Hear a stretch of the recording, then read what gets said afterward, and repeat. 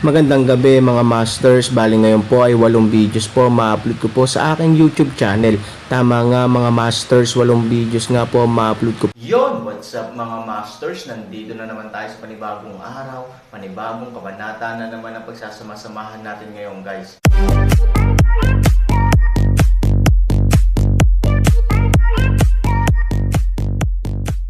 Bali mga masters, kung bago ka pa lang po sa aking YouTube channel, please click the subscribe button, lalong-lalo na po yung notification bell guys, para maging connected pa rin tayo sa isa't isa at maging updated kayo sa mga susunod ko pang video. Bali mga masters, bago natin umpisahan ng kwento ay mag-shoutout po muna tayo para sa mga solid nating tagapakinig. Shoutout kay Jay Gaton, shoutout kay Solar Planet YT. Yun na nga mga masters, no? Bali hindi na ito patagalin. In 3, 2, 1, let's go!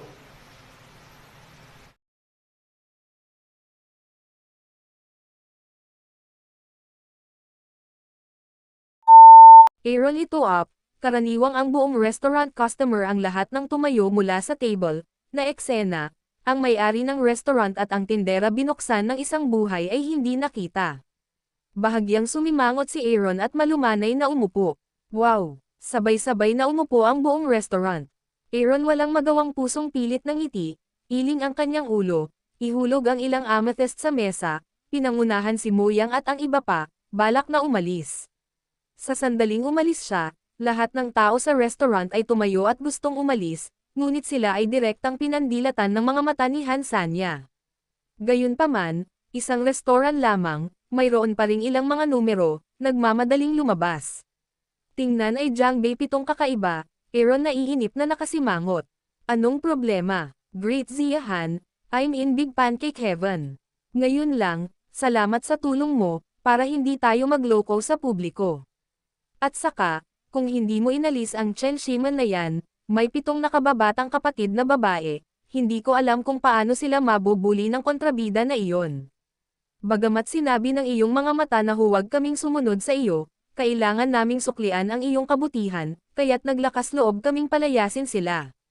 With that, Big Cake Day lowered his head, his posture was very low, and pulled out Zeking at the same time. Tingnan ang Aaron, at napakalapit, Zeking na magandang mukha, puno ng tensyon at kahihiyan, mukha ay iskarlata, mababang ulo, paminsan-minsan ay tahimik na sumulyap sa Aaron.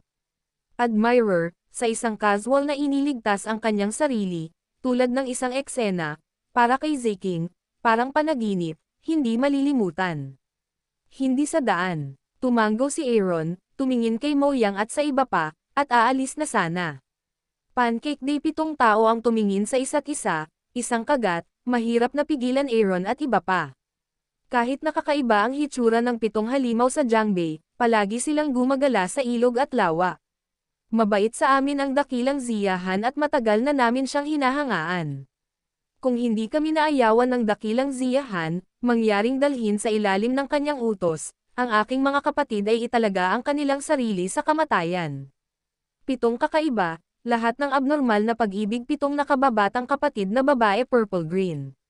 Baka siya ang pinakabata sa kanyang magkakapatid, o kaya naman ay siya lang ang hindi sinisisi sa kanyang kagandahan. Sa madaling salita, alam nating lahat ang puso ng kanyang kapatid at natural na gustong lumikha ng mga pagkakataon para sa kanyang kapatid. Bukod dito, ang Aaron ay nagkaroon ng lakas upang tulungan sila, na nagpahanga sa kanila. Sumimangot si Aaron. Sa katunayan, hindi naman sa ayaw niyang tumanggap ng mga tao, ngunit hindi niya nakita ang Baek Xiaosheng at Fumang sa Jiangho. Natural, hindi niya kayang tanggapin ang mga tao.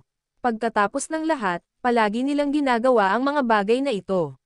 Dahil binigyan ng Aaron si Baek Xiaosheng ng karapatang tumanggap ng mga tao sa Jiangho, natural na ayaw niyang gumawa ng higit pa. Ito rin ang pangunahing dahilan kung bakit walang malasakit ang Aaron sa mga tao sa restaurant. Ang labis na pakikialam sa kapangyarihan ng ibang mga executive sa isang organisasyon ay makakaabala lamang sa kanilang sarili at magiging ganap na hindi magagawa ng taong namamahala sa bagay na ito. Ito ay totoo para sa mga kumpanya, at ito ay totoo para sa mga gang. Great Ziyahan, nawalan ka na ba ng loob? Sa oras na ito, isang gilid ng willow sinulid ay nakitahan 3,000 ay hindi gustong magsalita, kaya matapang sinabi ng isang salita. Malinaw na gumana ang pangungusap na ito. Tumingin sa kanya si Aaron at kumunot ang noo. Oo, hindi alam ni Aaron ang sinasabi niya. 6 na nakababatang kapatid na babae, huwag magsalita ng walang kaparirikan. Nang makitang mali ang sitwasyon, mabilis na. Pinagalitan ng malaking cake ang kanyang 6 na nakababatang kapatid na babae. Ang Mystic Alliance ay palaging nagre-recruit ng mga bayani. Paano ito magbibingi-bingihan sa napakaraming tao kung hindi dahil sa dakilang ziyahan na natalo ng Mystic Alliance? Sabi pa ni Liusha. Anong sabi mo? Sumimangot si Aaron at hinawakan ang braso ni Liusha. Nag-aalalang sabi niya, nasira ng husto ang mahiwagang alyansa.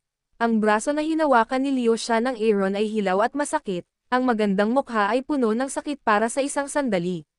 What the hell is going on? Say Aaron urgent voice anger way.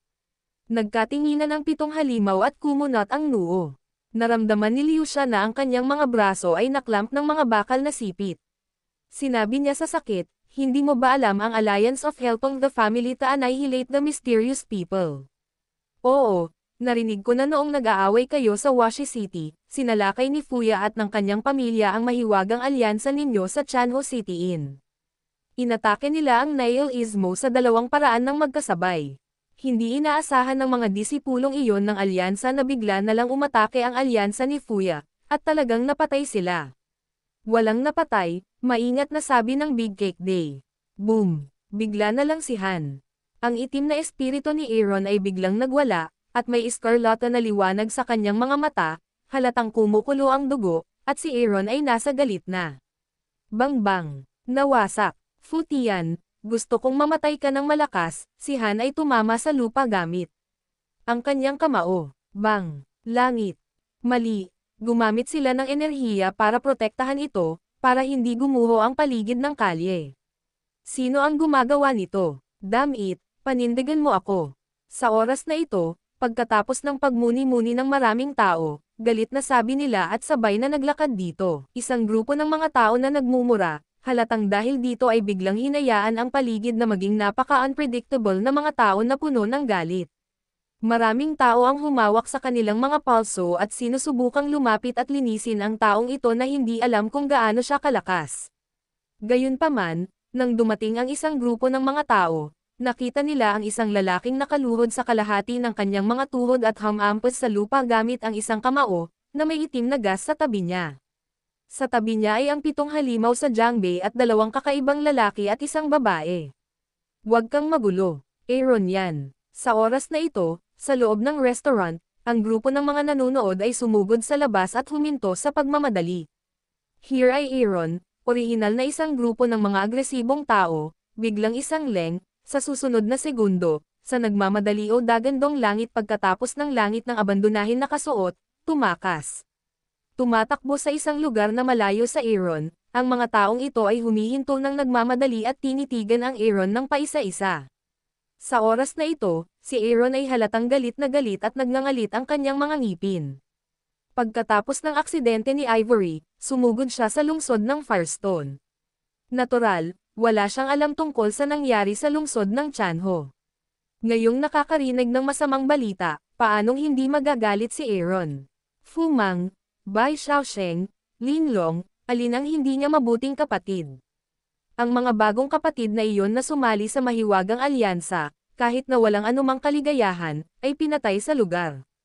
Paano hindi malungkot si Aaron at masisi ang sarili? Fu Tian, gusto kong ilibing ka kasama ko. Kung hindi ka maghayganti, Aaron vows na hindi magiging lalaki. Biglang, ang mga pulang mata ni Aaron ay biglang tumitig kay Liusha. Ang uhaw sa dugo at malamig na mga mata ay nagpapanginig pa kay Liusha. Mystic Alliance, walang naiwan. Sa harap ng tanong ni Aaron, si Liusha ay halatang nasa estado pa rin ng takot at katangahan ng Aaron, at nakalimutang sumagot saglit. Makinig ka sa labas, ganito. Ngunit dapat mayroong buhay na bibig. Nakatanggap ng voiceway ang Big Pancake Day. Bagamat ang pamilyang Fuya ay nag-claim na ganap na nalipol, na walang naiwang nakaligtas, ang katotohanan ay ang pamilya Fuya at ang Yaoshen Pavilion sa Flint City ay nagpadala ng mga espesyal na tropa upang hanapin at arestuhin ang kinaroroonan ng misteryosong alyansa. Ito ay nagpapakita na, sa katunayan, ay hindi dapat magkaroon ng kabuoang pagkalipol, at ang ilang mga buhay na tao ay maaaring maging mahalagang mga tao sa alyansa. Kung hindi, hindi na kailangang magpadala ng mga tao upang maghanap at arestuhin.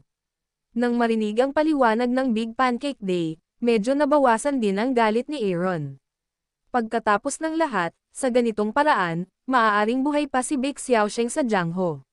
Sinusuportahan ito hindi lamang ng pamilya Fuya at ng Yaoshen Pavilion, kundi pati na rin ang paniniwala ni Han Sanchen kay Linlong. Kasama nito, dapat walang malaking problema para kina Bai Xiaosheng at Fu Mang. Kahit na si Linlong ay malubhang nasugatan nang siya ay umalis. Sinasabi sa grapevine na may ilang tao na nakakita sa kanila at papunta sa direksyon ng nakulong na immortal na lambak.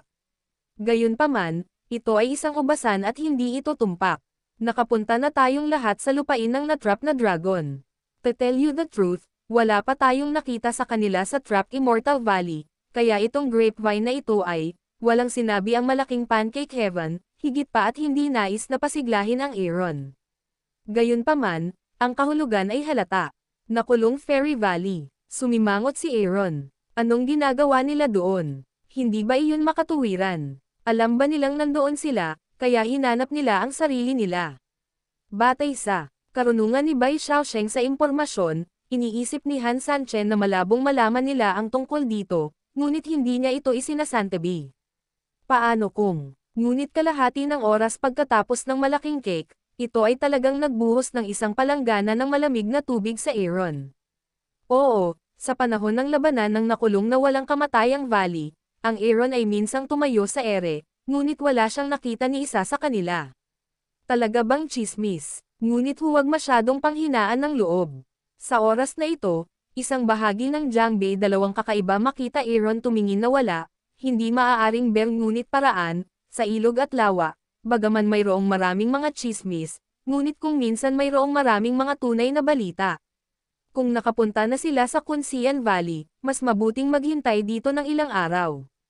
Ang kapaligiran ng lugar kung saan nakulong ang dragon ay masalimuot at malupit.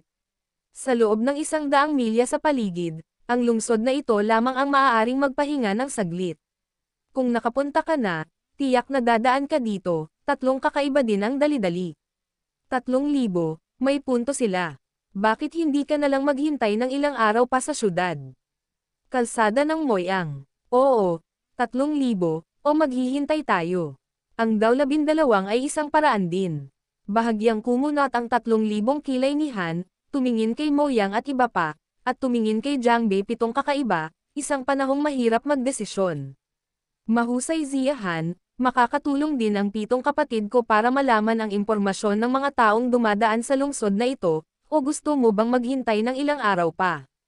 Unang kakaibang malaking cake araw voice advice paraan. Ito ay hindi lamang isang magandang pagkakataon upang matulungan ang Aaron, ngunit isa ring magandang pagkakataon upang makipag-ugnayan sa Aaron.